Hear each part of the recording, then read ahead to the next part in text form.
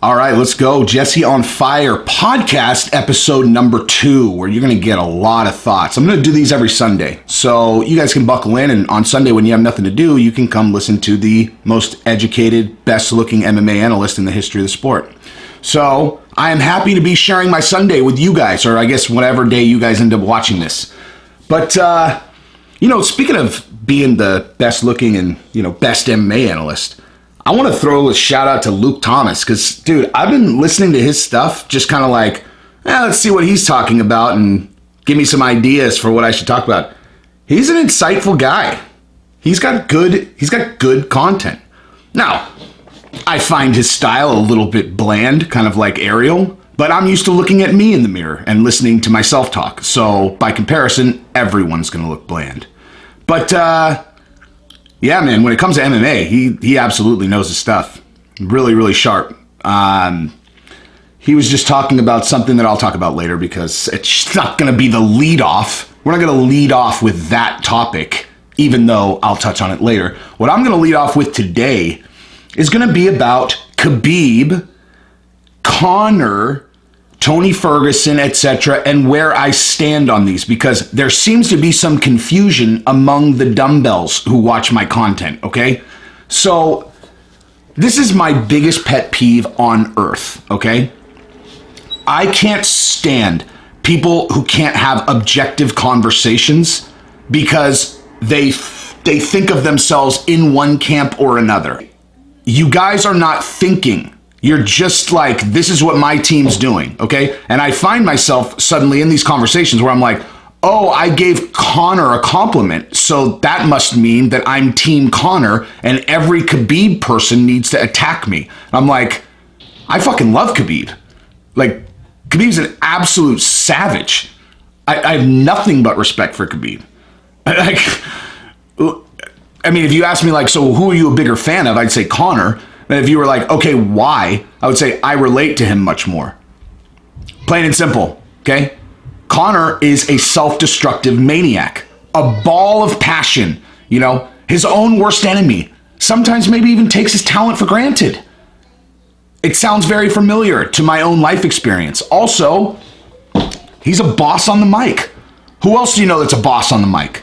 Okay? I look at Conor, I see myself in different circumstances. Right?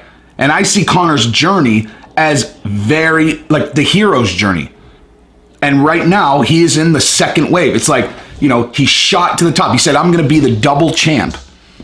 He did it. I mean, like, if you haven't watched the documentary Notorious and you're talking about Conor, dude, like, I mean, it doesn't matter if you're a Conor fan. Do you consider yourself an MMA fan? Are you a UFC fan? Because the first guy who ever became the double champ has a documentary where he started having a camera crew follow him around when he was living with his mom on welfare. And by the end of the documentary, he's the double champ in the UFC. It follows the entire journey. Like, how would you not watch that? Okay? I hate Conor. How about just watch it anyway and see if you actually hate Conor, because maybe you don't know anything about Conor at all. And speaking of that, so my biggest pet peeve, though, is this. People who learned who Conor is at the Mayweather fight and then just they hate on him so hard. And the second you even poke just a little bit at their knowledge, because anyone who like fully hates on Conor, they always fall into that category. Always. I mean, literally 100 out of 100 times. If you poke at it just a little bit, just to see how much they actually know, every single time they don't know shit. They don't know anything. And I'm going to call this guy out just because I gave him the opportunity to do this on camera.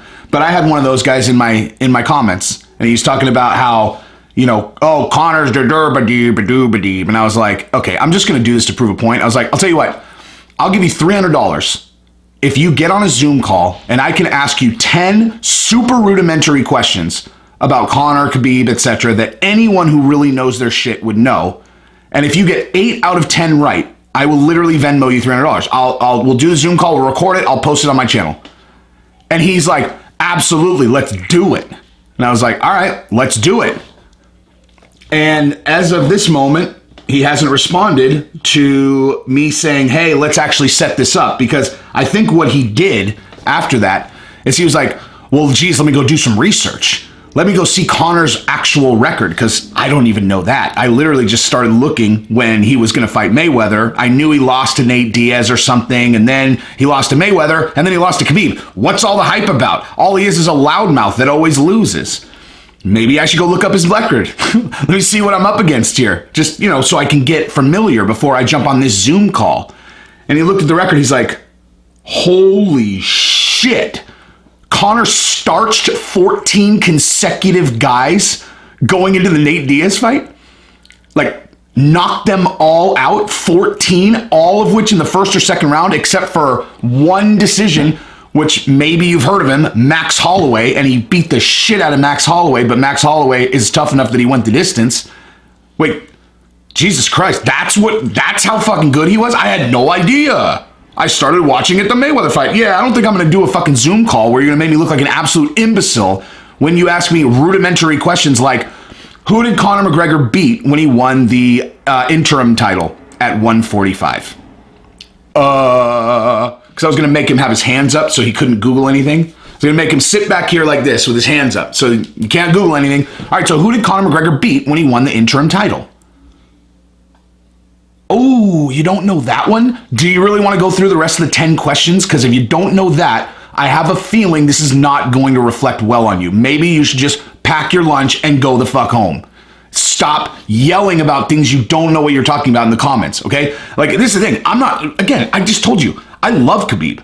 Khabib's a savage. Dude, again, I told you, I relate to Conor on a level like I relate to his struggle because he's a very self-destructive guy with all the talent in the world. Now, I'm kind of like half joking when I talk about myself. I mean, not about being a boss on the mic, obviously, but the other stuff, like I'm half joking, but I mean, certainly, I would call myself a talented gentleman, and I would certainly call myself equally self-destructive when left to my own devices. And if I had $100 million in the bank, you would see me punching an old man in the face or some stupid shit like that, which is what would snap me out of, hey, dude, you haven't slept in 6 days. What the fuck are you doing? Dude, what are you doing? And I was like, oh my God, I had no reason to sleep. I have unlimited money. Everywhere I go, people are giving me drugs and booze. Girls want to bang me. And I just lost track of time. And after not sleeping for a while, I wasn't really thinking straight. And some old man told me to go fuck myself. And I punched him in the head. This is, you guys might watch that and go, geez, a professional fighter punched an old man. What a piece of shit. And totally accurate. And it would have been accurate when I did it.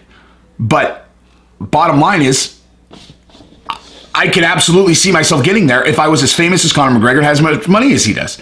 I see myself in him, all the bad things and all the good things. I just do. And Khabib is a better man than him. He's a better man than me. Okay? Khabib is the result of a lifetime of intentional hardship. Okay? Now, when you think of Khabib, that is the line that you should think to yourself, right? Remember that fucking line. Khabib as a man is the result of a lifetime of intentional hardship. Okay? He put himself, his father and him, put him into situations where he was being challenged constantly. Do you think it's easier to just go around and drink booze and do drugs, or to never drink booze or do drugs? Which one's harder, right? Do you think it's harder or easier, to never bang a girl that you're attracted to unless she's your wife? Which one's harder, right? Which is harder to get $100 million in the bank and then just go completely crazy, or get all that money, all that fame, and then still stay focused, train, come out, and look even better in your next fight? Khabib's a better man than me and Conor. He just is. He has strict discipline. And in this life, all that matters is what you do. Okay? That's a fact. And I've argued with people about this, but this is one of those things that I'm pretty sure I'm right. Okay? So I'll tell you exactly what I mean. So let's say that you got someone who's really kind of wired wrong, okay? Because there are people who are literally sociopaths, right? Like they are not, and I'm not talking about like psychopaths who like attack people. I'm talking like sociopaths where they're not wired to like connect with people, so they don't have a conscience. They just don't get it. Like, they just don't get it. Well, okay, so you have one guy who has a conscience, one guy who doesn't have a conscience. The guy with a conscience is in a situation where he's hanging out with his buddy's wife, and he really wants to bang her. But, you know, he knows he shouldn't. Sociopath, same exact situation. Doesn't have a conscience, but just knows in the social order that is wrong. Like, you're not supposed to do that, okay? Dude with the conscience gets drunk, accidentally, you know, kisses his buddy's wife. Dude with the sociopath, no conscience, but knew he shouldn't do it and didn't do it. Which is the better man? The guy who knew he shouldn't do it, that makes him better, that he knew he shouldn't do it. All that matters is what you do in this life. That's it. It doesn't matter what you're wired like. What did you do? Khabib is the guy who has done everything the hard way. Okay? Everything. And in honestly, like in almost every case, in almost every other case, I would be rooting for Khabib. I mean, that's just if it was anybody except Conor. But what I was saying in the video where I compared Conor to Muhammad Ali, Conor is different. Like, basically, okay, so compare Jon Jones and DC, okay? Same exact conversation, except DC is Khabib, Jon Jones is Conor, right? All the talent in the world, all that. And I've even done videos where I'm like, you can't root for Jon Jones. You have to root for DC. You have to. And in that case, that's true, because the only thing that matters is what that represents. The guy who lived a life of discipline and did everything right, or the guy who was frivolous with his talent, was just could have literally just done cocaine for a week straight in Las Vegas right before he went in and fought and still win, which is exactly what he has done. I mean, that's not a hypothetical. He has admitted that's what he's done, and he won anyway.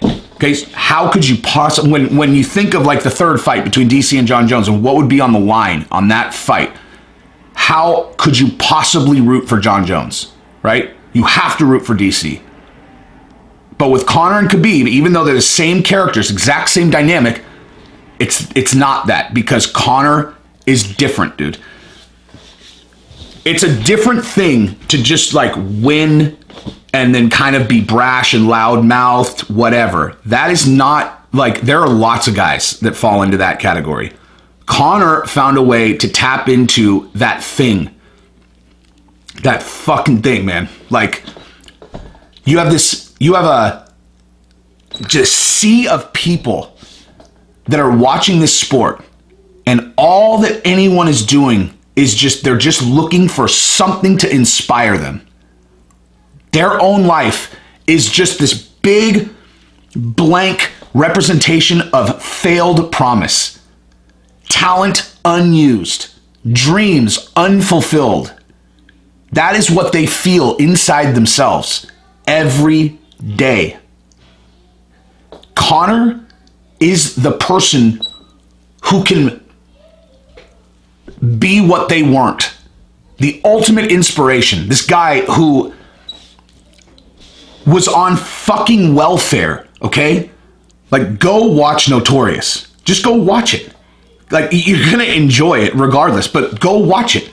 You're talking about a guy who lived with his mom, moved his wife and him into his mom's house where he lived for 3 years because he fully committed to an absolutely unattainable dream, right? He's just some clown. He's any other fighter at this point. When he quit his job and he moved in with his mom, with his wife, okay? He did that with the vision of being the double champion in the UFC. And you know who he was when he moved in with his mom? Fucking nobody.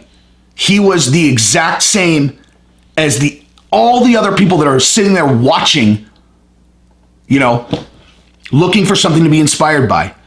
And he went full in, full commitment. He was nobody. He was a fucking nobody fighter with not even that good of a record. He had losses early in his career.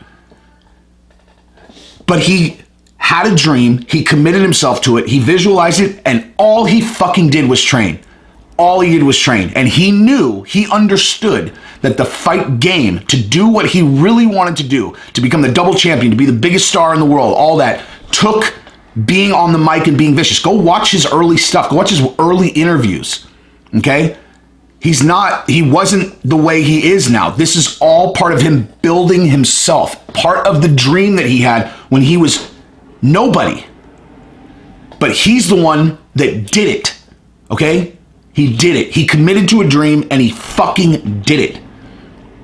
That's why when he became the double champ and then he got the Mayweather fight and then went 10 rounds with the best boxer to ever do it. Do you hear Mike Tyson talking about that on his podcast? He was like, okay, you guys can talk about Mayweather, Conor. Like, Mayweather's the best boxer in the last 50 years. And Conor, in his first professional boxing match, went 10 rounds with him. And honestly, only got out of there because he was tired. What are you going to say to that? So, like, when you root for Conor, you're not like rooting for him as the person. You're rooting for him because of what he represents. And that is what I'm telling you. Like, everybody is like, oh, comparing him to Muhammad Ali is just ridiculous. Muhammad Ali stood for unity and blah, blah, blah. You fucking idiot. Do some research, okay? Half the country fucking despised Muhammad Ali, okay? This is what I'm saying. Like, this is actually the area that is really challenging for me because it's like a fucking professional mathematician talking to, a senior in calculus class who thinks that he's like a math genius. And they're like, no, and this like, Fields Medal mathematician is like, okay, you fucking idiot. This is not like a maybe thing. I know I'm right about this, okay? Like, I know I'm right. This is my shit, okay? And I'm telling you, think about it like this. When George Bush Sr. was the president, do you understand how much everyone fucking hated that guy? Like, do you understand how hated he was by half the country? It was the same as Donald Trump is now. They fucking despised him. George Bush Jr. Like, dude, the Democrats literally made it out like he was like the worst human being on earth. And yet now he would walk into a room and people would go, oh, remember, he wasn't all that bad. That WMD thing, like he wasn't all that bad. And George Bush Sr., wow, remember when the Republican Party actually really stood for something? He was a good man. And you're like, okay. And I'm not, listen, I'm not going to get into the whole thing about the media feeding shit to people all the time. But that is how people age, okay? In the moment, people look and they're like, fuck this guy. He's like, what? He's loud, he's brash, but he lost to Khabib, He retires. 10 years later, people look back and they're like, what did he do? And it's like, fuck. They're going to watch Notorious and then Notorious Part 2. And they're going to go, God damn, like, fuck. And he'll be considered the greatest of all time. If, maybe, people literally must have missed this in my fucking video. If means it might not happen, but if it does, then it will, okay? I'm not saying that Conor McGregor's fucking Muhammad Ali now. I'm saying if he is able to beat Khabib in the rematch, because no one thinks he's going to, including me. No one thinks he's going to win that fight. Okay? That is the kind of legendary shit that you can tack on to the rest of his fucking career. No one thought he was going to beat Aldo, and he knocked him out in 13 seconds. Okay? And when I say no one, fucking no one thought he was going to beat Aldo. Aldo hadn't lost in 10 years. He was the number one pound-for-pound fighter in the UFC. He starched him in 13 seconds, okay? No one, even less people, less than no one thought he was going to beat Eddie Alvarez at 155, and he made him look like he was fighting a fucking amateur when he won that belt also, okay? And that's when it was like, how do you think he got the Mayweather fight? Okay, I get it, like a lot of you are like new fans, like you're new fans. But, like, how the fuck do you think Conor talked his way into fighting Mayweather and getting $100 million? He was the biggest star in the history of the sport by 100 miles. There's no one who was even close to him, dude. And you think that was because he was a kind of okay fighter? He had one loss. He lost to Nate Diaz at 170. Jesus Christ. The guy was the champion at 145. 145. Okay? He was coming up to fight. You know what? I was going to do this on the quiz too and be like, so when Conor fought Nate Diaz the first time, who was his original opponent who had to drop out at the last minute? Ooh, you don't know that one either? Looks like you don't know shit about Conor's career. Ouchie wawa.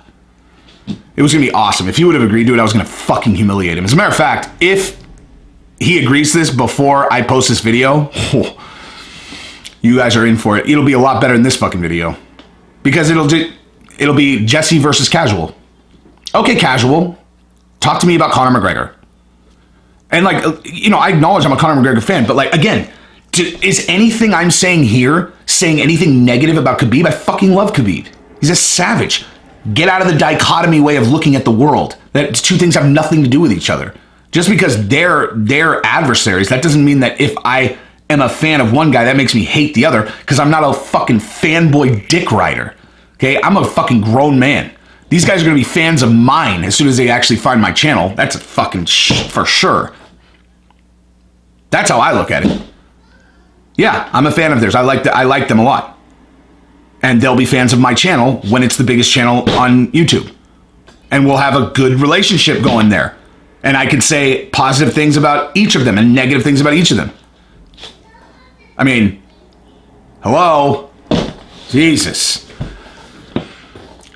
But yeah, I mean, at the end of the day, I have no fucking idea how Conor can win that fight. Just being totally frank. Like, I have no idea how he can beat Khabib. I honestly don't. Because Khabib completely nullified his striking. Like, completely nullified his striking.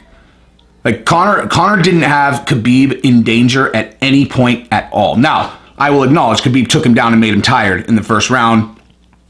Exactly. Yeah, I mean, Khabib literally laid out exactly what his game plan was going to be. He's like, yeah, I'm going to take him down, make him tired, wear him out, then kind of fuck him up. He basically took the third round off. And even in the third round, the one round that Conor won, that everybody's like, hey, Conor took a round off him. I'm like, you're going to hang your hat on that? You're going to hang the third round of the Khabib and Conor fight, like, you're going to hang your hat on that? As if, like, that was a decisive, like, whoa, Conor really fucked him up in that round. That was like Khabib's a little tired. He's going to take this round off, let Conor get more tired, and then smash his head in the fourth round. I mean, hello? That's not a fucking round for you to hang your hat on. So honestly, like, just in terms of the X's and O's, like, here's the thing. The other thing is, fighters who have multiple weapons that they can use on Conor, we're going to see how they leverage those, given, how Khabib was able to kind of nullify Conor's counter-striking. Now, it could seriously just be that Khabib's, takedown threat is so massive that Conor couldn't really get into a groove. But, what he showed was that you cannot, I mean, listen, I could have told you this before the Khabib fight. You can't throw straight punches at Conor. Plain and simple. You can't do it. If you throw traditional straight punches at Conor, he's going to back up and he's going to hit you with that counter left and you're going to sleep. Period.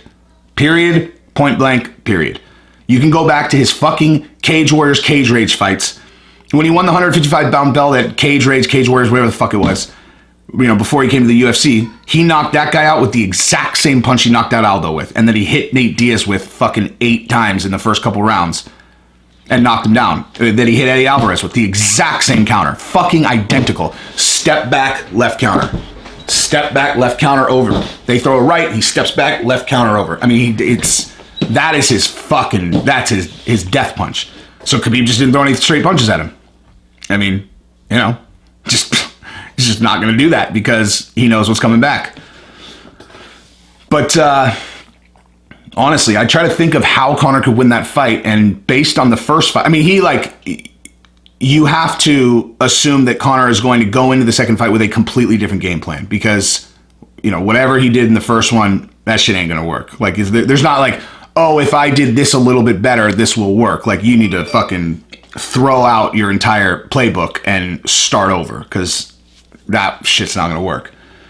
But again, another reason why if he actually pulls off winning, it will be legend. Like, legend.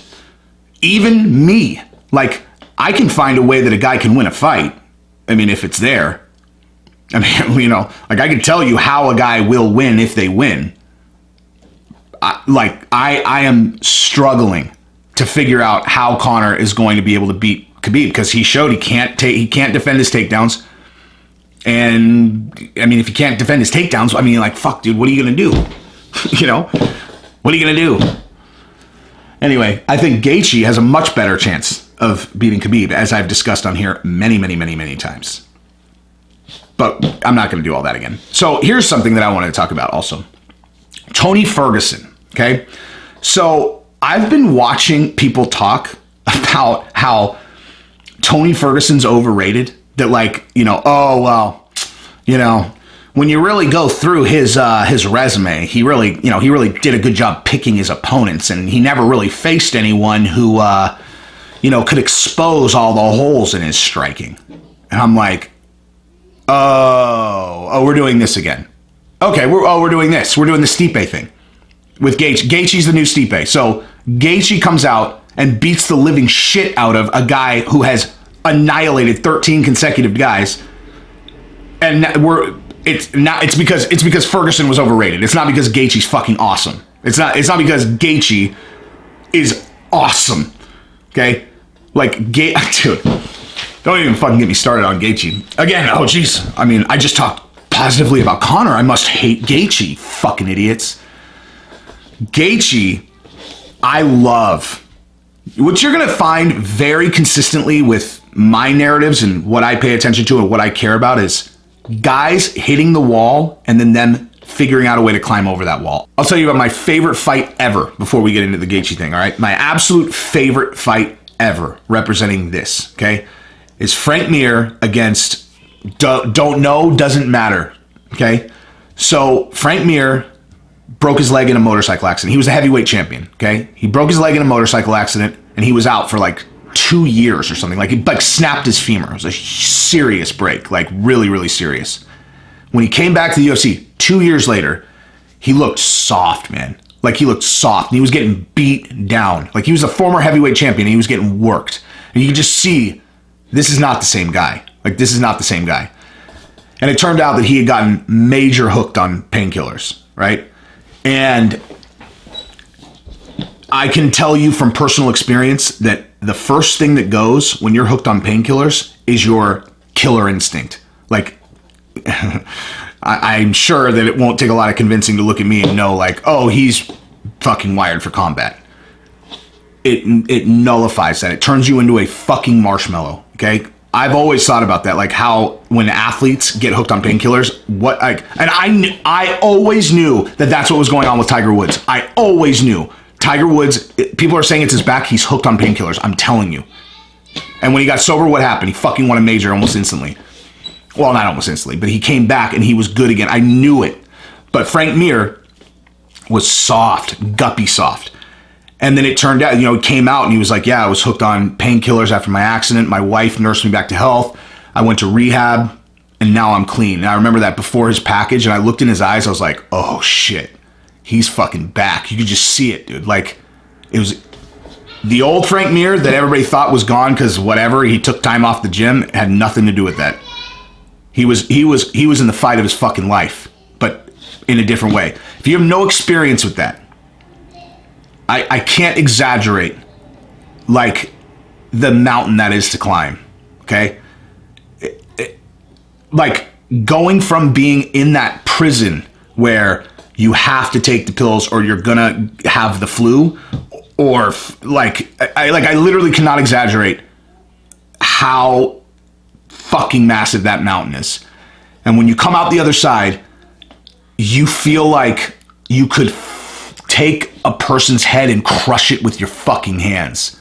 That is the best feeling on earth. Coming out of that fucking fog that you put yourself in, and you remember who you are. So he went out and won that fight, and he won by submission in the first round. And he went to Dana, and he was like, I told you I'm back. Fuck, dude. It's my favorite moment ever. Like, that is the absolute perfect metaphor for why I love this sport, okay? The reason I don't know who he beat is because it does not matter.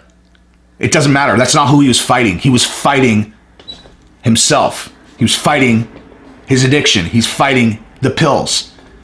And he beat him. He beat him in life, and then he beat him in the octagon. So that's what I'm talking about. Like, when people want to talk to me about this sport, and they're like, this guy's a fucking clown, and you're a fanboy. I'm like, you fucking idiot. You have no... You, like... You might think that we're talking about the same thing. We're not talking about the same fucking thing, okay?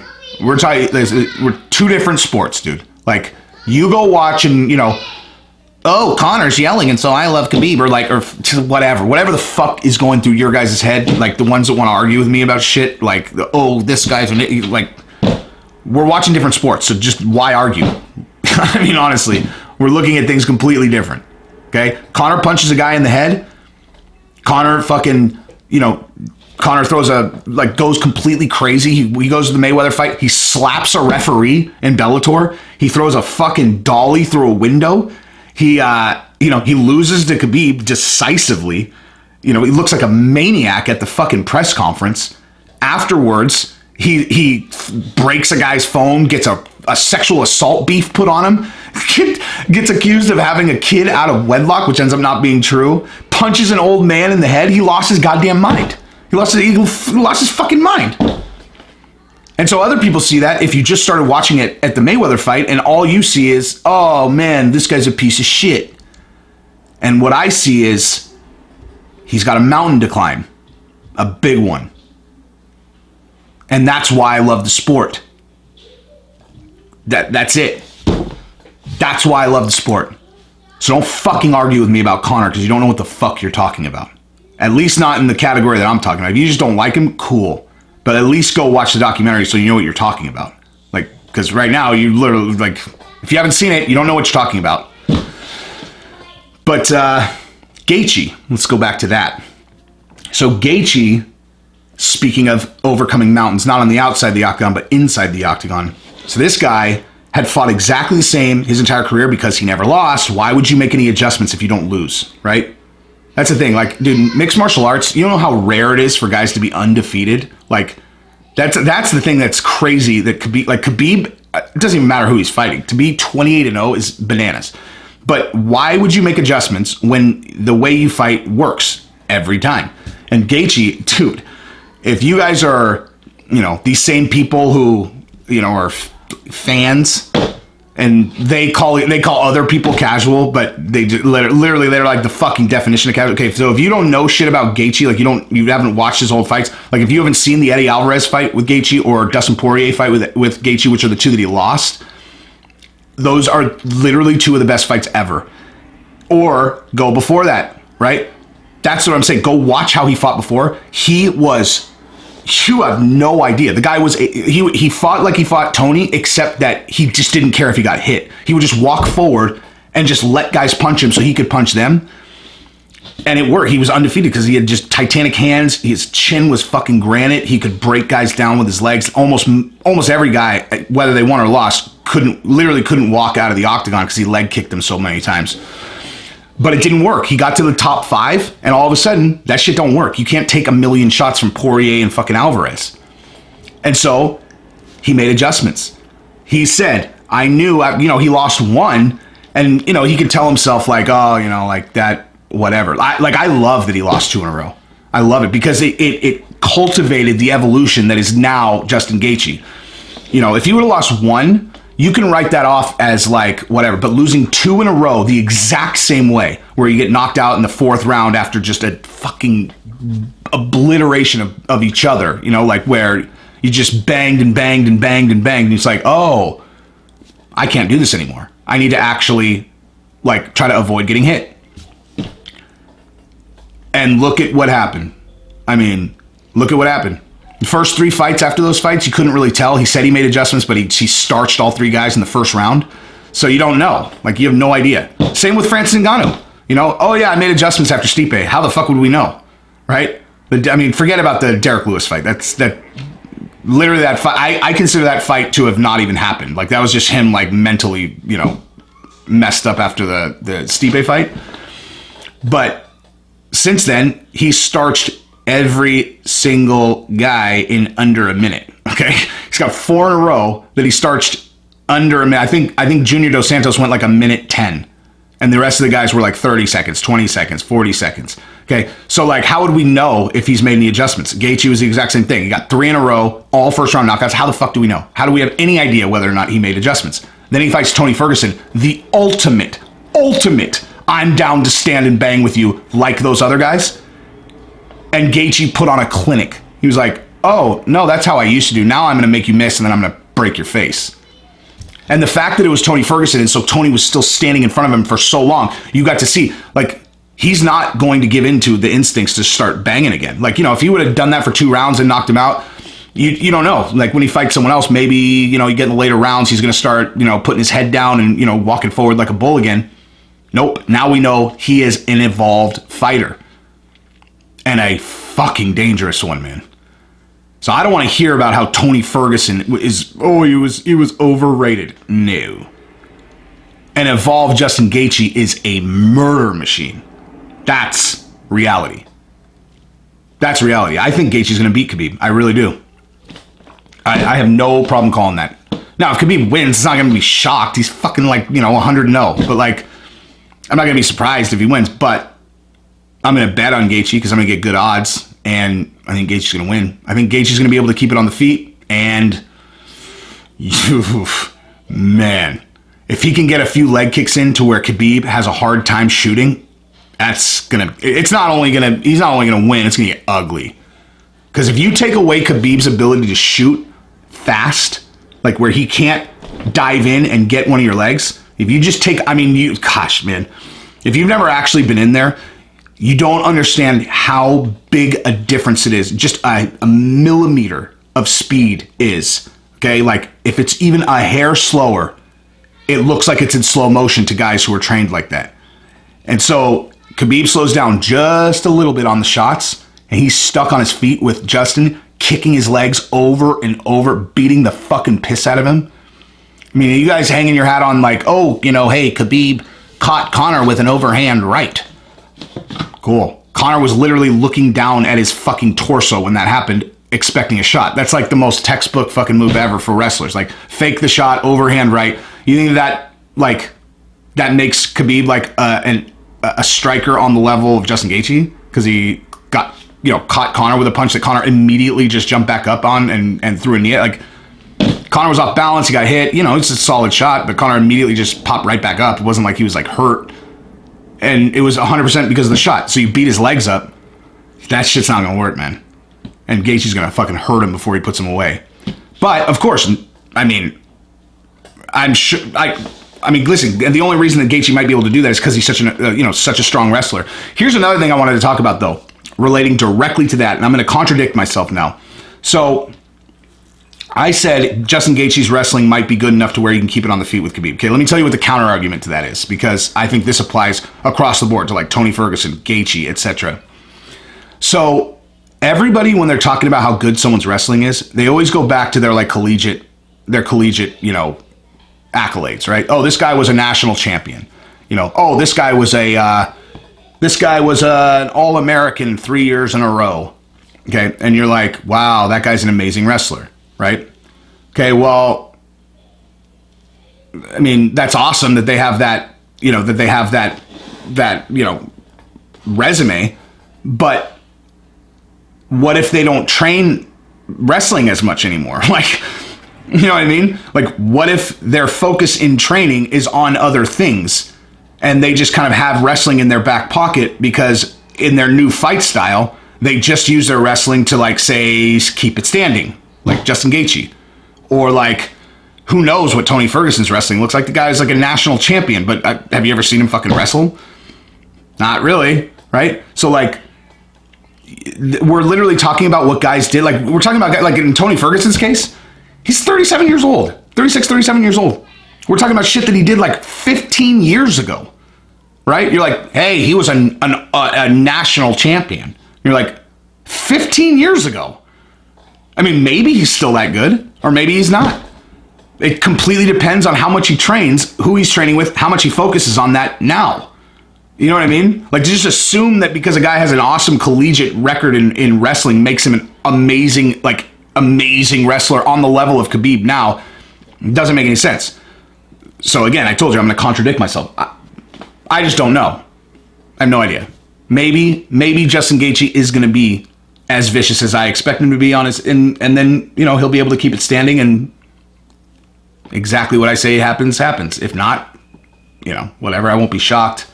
But that whole thing about the wrestling pedigree, it really doesn't make any sense. You know, I mean, it makes sense to, like, as like a, certainly like versus a guy who's never wrestled, you know, like Conor, or like Sean O'Malley, or actually, I don't even know if I take that back. I don't know if Sean O'Malley has wrestled, but like, you know, guys who you know for sure wrestling is not part of their pedigree. I mean, you could certainly like look at George St. Pierre. George St. Pierre didn't wrestle in college. He became like the best wrestler in the UFC because he started training wrestling all the time. He trained with the Canadian Olympic team, right? So it's about like, think about mixed martial arts. You got to be awesome at jiu-jitsu, wrestling, kickboxing, you know, like, you know, literally wrestling, jiu-jitsu, stand-up fighting, and all the different ways that is, like scrambles, all that shit. Like, dude, you know how much shit you have to like be good at? You know how much stuff you have to focus on? And you know how surgical you have to be with your game plan if you're a good fighter? Like, again, that's the thing Cody Garbrandt was saying about, he's like, a team alpha male, I never went in there with a game plan.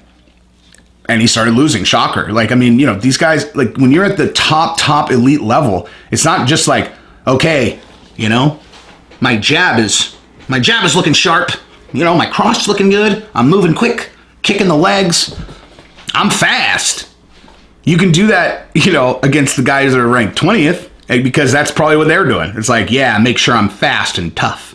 You get to the top level, you gotta have a fucking game plan, because these guys are the absolute best in the world. And so you figure out where they're weak and you make yourself strong. And the opposite. You figure out where they're strong and you stay the fuck away from it. I mean, it's that simple, right? You have to game plan. You can't just come in with the same thing every time and expect to win. But I guess I should probably talk about last night's fights, huh? Because fuck, man, that is sad, dude. Like, first of all, okay, let me start with this. Fights last night were bananas. Awesome. Like, how good were those fights? Every fight was awesome last night.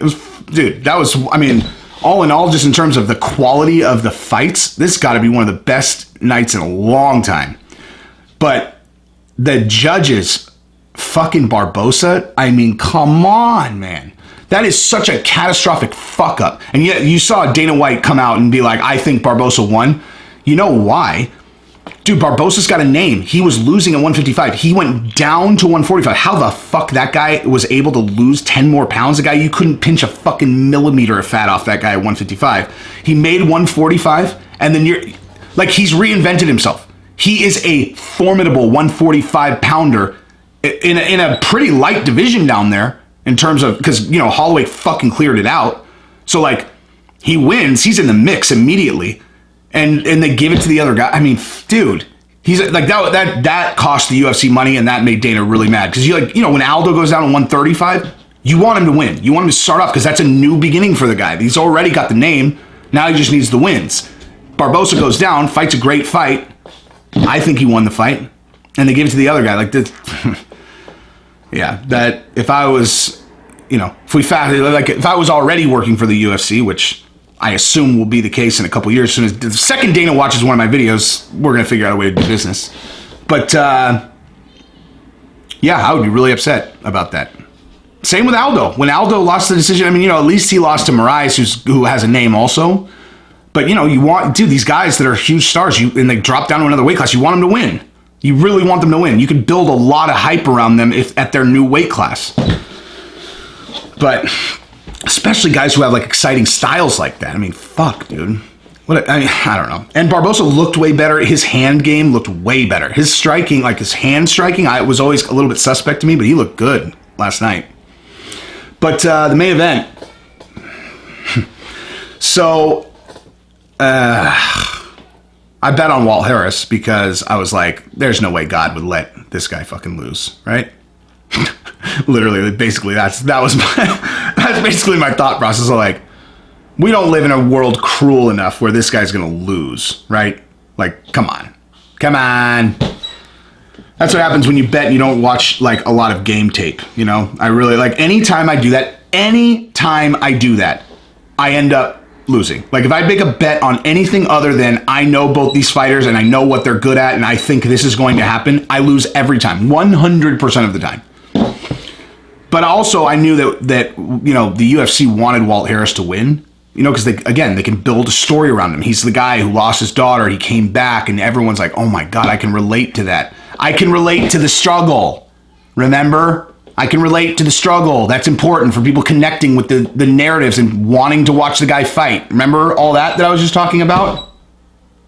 So they can build it around that. So I knew that they wanted him to win this fight. And Overeem is a stepping stone now, just like Andrei Arlovski. You know, you'll never see Andrei Arlovski and Overeem fight each other unless it's like their last fight. Because those guys serve the exact same purpose now in the UFC, which is to build other fighters. Right? They have a big name, but they're not going to make another title run. So, you know, they serve as the stepping stone to like build new fighters up. I mean, it's as simple as that. But I'm wondering who the ref was because I think that it was the same ref. We're gonna look this up right now because actually I don't want to. I knew it. So I was saying I think that this is the same ref that Dominic Cruz was complaining about, and I thought they should have stopped the fight when Walt Harris in the first round. Walt Harris had Overeem hurt. I mean, obviously it was correct not to. I mean, clearly it was the right move not to because Overeem came back and won. But I will say this, especially at the end. Like, dude, Walt Harris was done for like 10 minutes before that guy jumped in there. Like, dude, Overeem literally hit him. Like, he was flattened out, and Overeem hit him with like 100 shots. And I was like, what is this guy waiting for? And I was like, I bet you, like, I was at my buddy's house, and like in hindsight, I was like, oh shit, I bet that was Dominic Cruz's ref, and he was all worried about stopping a fight early because Cruz gave him so much shit about it. So he let these two guys just beat the hell out of each other until they're, you know, half dead. But, and yeah, I was right. But, you know, you can't complain about him not stopping a fight when the other guy came back and won, you know, except for the fact that I had money on him and the world wanted Walt Harris to win, if you have any heart whatsoever. But, what else? I think that pretty much covers it. I wonder who Tony Ferguson. I'm trying to think of who he's going to fight next when he recovers. And Dustin Poirier is the one who makes sense. But man, Dustin's he needs a fight before then, man. He hasn't fought in almost a year. He fought in September. And he still doesn't even, I don't think he has a fight scheduled. That's what happens when you have an interim belt, guys. Oh, interim belt. Oh, yeah? Well, how's that work out when you have the interim belt, get a piece of the pay-per-view, and then you fight Khabib? Piece of the pay-per-view plus you're fighting Khabib? Probably going to do pretty well. Don't necessarily need to fight anymore if you don't want to. Probably made a few $1 million. Maybe 5 even. I have no idea. I don't know what the exact deal looks like, but certainly made multiple millions of dollars. So he's like, yeah, I'll fight. You know, yeah, I'll fight. But I'll take some time off, you know?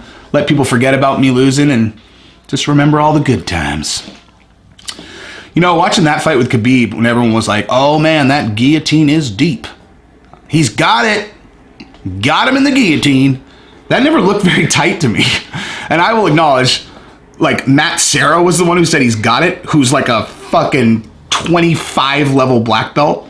And I don't, you know, like, I can speak semi-intelligently about jiu-jitsu, but I am no way fucking in the universe of Matt Serra. And, but yeah, when I was watching it, I remember just being like, yeah, I'm saying Matt Serra said this like in a podcast afterwards, but like, you know, I remember watching it and just being like, how does that look tight? Like, I mean, it looks like he has the position right, like in terms of where his body is, but he doesn't have it tucked enough. Like it's loose. And I think if he tries to move it, Khabib's going to get out of it. So he's like he's in this Goldilocks zone where he can hold him here because he has the positioning right for the guillotine. It's not all the way in. And in order for him to move it all the way in, he's going to lose it. I don't even know if that's what it accurately was, but he certainly got out of it and then ended up winning and choked. Fuck, dude. When he choked Poirier, did you see Poirier's face? Dude, that is the look of a person getting strangled for real. Like, I'm tapping out because I think you're going to crush my windpipe. That was a serious fucking rear naked. Like, that was like, that hurts to watch. Usually submissions don't like necessarily hurt to watch like the way a fucking brutal knockout does. That one I was like, ooh. But, yeah, I'm probably out of stuff to talk about, I guess. I'll tell you what. You guys who watched it all the way to the end, how about you guys put in the comments topics you want me to cover? Because I will do them. I will absolutely do them. So, thank you guys for listening. Subscribe to the channel. Ring the bell. All that shit. Let's go.